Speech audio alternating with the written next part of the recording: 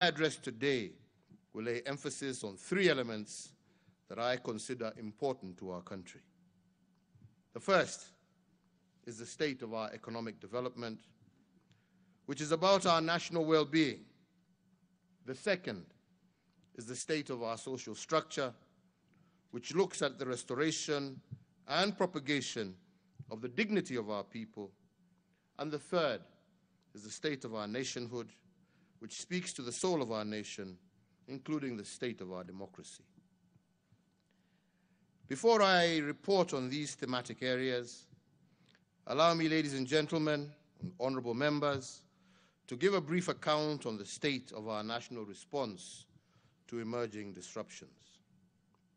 Specifically, I want to now put on record how the power of choice on the part of our administration, as supported by Parliament and indeed the county governments, turned the COVID-19 pandemic from a national crisis to what I believe is an intergenerational opportunity.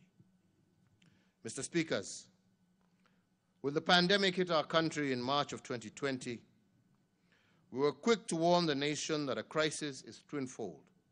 It is partly a danger and partly an opportunity at the same stroke. I highlighted the inescapable fact that depending on what you focus on in a crisis, you can either emerge triumphant or indecisive out of fear and despair. In other words, a crisis is indeed all about choices. Those who choose danger and fear do not survive. Those who see the crisis through the lens of opportunity develop resilience and are able to build back better. And I say this because, for instance, a Kenyan company known as Revital, operating in Kilifi County in the Coast region, became Africa's largest producer and exporter of vaccine syringes during the COVID period. In 2020 alone, Revital exported 70 million COVID syringes to over 20 countries globally. In fact, Revital currently has the capacity to produce 300 million COVID vaccine syringes every year. The global shortage for COVID vaccine syringes stands at 2 billion, and this itself is taking advantage of opportunity. This means that Revital is able to produce 1 out of every 10 COVID vaccine syringes globally. The company saw opportunity in the crisis of COVID, adopted accordingly, and innovated its business processes to optimize on the new opportunity. Another company in the same league is Hela, a global apparel-making company with a foothold here in Kenya. In the first months of the pandemic, this company changed its strategy from producing clothes to producing PPEs and face masks. With the WHO requirements of 80 million face masks per month at the height of COVID duress, Hela produced 5 million masks a month between April and May 2020.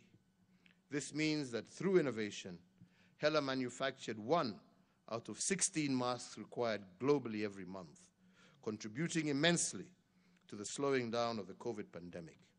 This again was a case of seeing opportunity in a disaster and adopting to the changes. However, choices are nothing without leadership, and I say this because when COVID-19 hit our country, my administration found itself confronted with a dilemma of two rights. Opinion was sharply divided on whether to lock down the country or to leave it open. On one side of the divide, they presented an economic argument. They warned us that to leave the country open, they advised us to leave the country open and save the economy. And they argued that COVID was a health crisis that should not trump economic imperatives. The other side of the divide made a compelling health argument against the economic argument. Led by a brain trust of medical scientists and researchers, they argued that the country had no option but to lock down. Their models pointed to a soaring crisis if drastic choices were not made. According to these experts, a series of irreducible minimums had to be met before considering softer health protocols. Indeed, after much reflection, we opted for the public health argument over the economic argument. Our rationale was that you can always revive an ailing economy, but we cannot bring to life those who die from the pandemic. And with this logic informing our choices, we set out to build the irreducible minimums recommended by the experts to forestall a COVID disaster. Although the health argument won, we did not dismiss the economic argument in toto. We made fiscal choices to cushion the economy through a number of economic stimuli. And today I'm happy to go on record in this august House as having succeeded in the choices that our administration made. Because of our fiscal stimuli, today I can report that the impact of COVID on our economy was 14 times lesser than that on the global economy. As part of the first stimulus package that we announced interventions that warranted the national exchequer to forego taxes amounting to Kenya shillings 176 billion. These tax measures included the immediate reduction of VAT from 16% to 14%, 100% tax relief for all persons earning up to Kenya shillings 24,000, reduction of pay as you earn from 30% to 25%, reduction of corporation tax from 30% to 25%. We also caused the lowering of the central bank rate, the CBR, to 7.25% from 8.25%, so as to prompt commercial banks to lower interest rates applicable to their borrowers and thereby avail much needed affordable credit to MSMEs across our country. We lowered the cash reserve ratio, the CRR, to 4.25% from 5.25%, so as to provide additional liquidity of approximately 35 billion to commercial banks in order to directly support borrowers that were distressed as a result of the economic effects of the COVID-19 pandemic.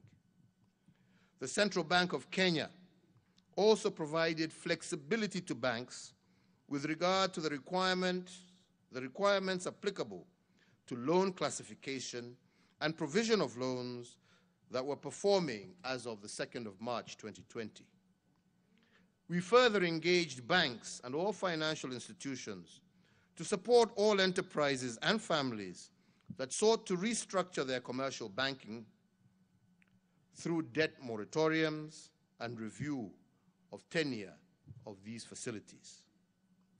There was a temporary suspension of the listing of the credit reference bureaus of any person, micro, small, and medium enterprise, and corporate entities whose loans had fallen overdue or was in arrears. The Kenya Revenue Authority was directed to expedite the payments of all verified VAT refund claims amounting to some 10 billion shillings, or in alternative, allow for the offsetting of withholding VAT in order to improve cash flows for businesses. The 6 billion shillings from the Universal Health Coverage Kitty was immediately appropriated strictly towards supporting counties in the recruitment of additional health workers to support in the management of the spread of COVID-19. Subsequently, we rolled out the second stimulus package with the support of this House, whose tenant was an 8-point economic stimulus program amounting to some Kenya shillings 56.6 billion. The first element of the 8-point program focused on Buy Kenya, Build Kenya policy.